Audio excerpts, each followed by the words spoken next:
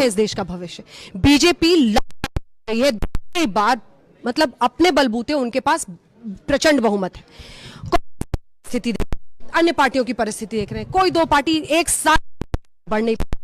क्या है मतलब बीजेपी वर्सेस AIMIM बन के अभी लड़ाई दिखती है ऐसे मुद्दों पर सड़क पे? मैं एक पॉलिटिकल साइंस का स्टूडेंट हूँ। जब इंदिरा गांधी भी रूल करती थी तो यही सवाल होता था, मगर इंदिरा गांधी को हारना पड़ा।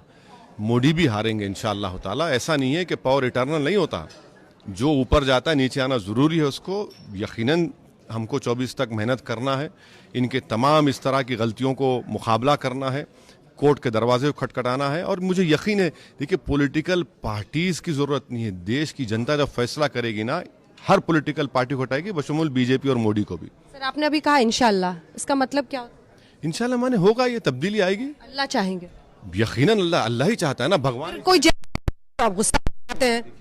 आप यकीनन बोलिए, आप जय श्री राम बोलिए, मैं अल्लाह बोलूंगा, मगर मुझे मजबूर मत करिए। आप बोलिए, मैं आपके राइट को प्रोटेक्ट करूंगा, क्योंकि आपका राइट है वो। मैं यकीनन आपके साथ ठहरूंगा। आप बोलिए, मैं कोई एतराज नहीं है। मुझे एतराज उस वक्त होता है जब आप फोर्स करते हैं, तुमको ही बोलना पड़ेगा। मैं बोला नहीं बोलूंगा मैं ये बात। आप फोर्स नहीं कर सकते किसी के ऊपर। लेकिन एक्शन का सिर्फ रिएक्शन होकर नहीं रह जा रहा है पूरा मामला, कि ये आप भी की तरफ से बोलते हैं। देखिए, मेरी रिएक्शन इसलिए होता है कि आप फोर्स मत करिए। आप जो बोलना है बोलिए ना। आज़ादी की लड़ाई में जय हिंद भी लगाया गया था, आज़ादी की लड़ाई में कई नारे लगाए गए थे। यही तो हिंदुस्तान की खूबसूरती है। मगर जहां पर बीजेपी RSS कहती नहीं, हम फोर्स करेंगे, तुमको बोलना पड़ेगा। क्यों बोलेंगे? संविधान तो मुझे इजाजत देता है फ्रीडम ऑफ एक्सप्रेशन की, मैं क्यों बोलूंगा? एक दो मैं नॉन पॉलिटिकल सवाल आपसे पूछना चाहती हूँ। मैं तो हैदराबाद बहुत करीब आपको देखा है, आपकी पॉलिटिक्स को देखा है, आपके तौर तरीकों को देखा है। लोग कहते हैं कि आप बहुत टाइम लगाते हैं, पढ़ते हैं, तर्क और दलील। आज भी जब यहाँ आए तो आधे एक घंटे से आप पढ़ ही रहे थे कि कौन सी दलीलों के साथ मुझे वहां पर बात रखें। नहीं, बिल्कुल पढ़ना चाहिए ना। अगर नहीं पढ़ेंगे तो फिर कैसा जवाब देंगे? देश देख रहा है, आज तक इतना फेमस चैनल है और आप इतने फेमस एंकर हैं। अगर आपके सवाल जवाब नहीं दूंगा तो फिर फायदा क्या है? भाई अगर मैं जा रहा हूं तो पढ़ना तो पड़ेगा ना। आप एक सब्जेक्ट मुझे 15 दिन पहले बोल चुके हैं, तो मुझे तो सोच कर आना पड़ेगा।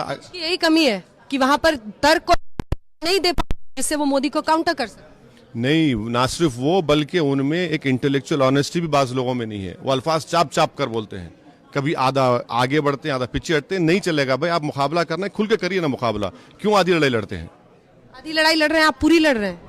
कोशिश कर रहा हूं मैं, कोशिश। आपको नहीं डरते मोदी से? डरते हैं? क्यों नहीं डरते? क्यों डरूं मैं?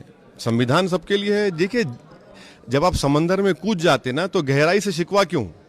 समंदर में तूफान भी आएगा, सब होगा, छोड़िए। अब जब कूद गए हैं तो जाहिर है अब मुझ में काबिलियत होगी तो मैं साहिल तक पहुंचूंगा, नहीं है तो फिर मैं डूब जाऊंगा, उसमें कोई बात नहीं। मगर कोशिश तो करना मेरा काम है।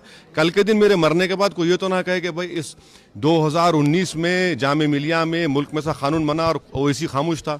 कम से कम वो तो कोई नहीं कहेगा ना, अरे नहीं इसने कुछ बोला था। इतना तो याद रखेंगे लोग। बहुत बहुत धन्यवाद आपका ओवैसी जी, हमसे बातचीत करने के लिए।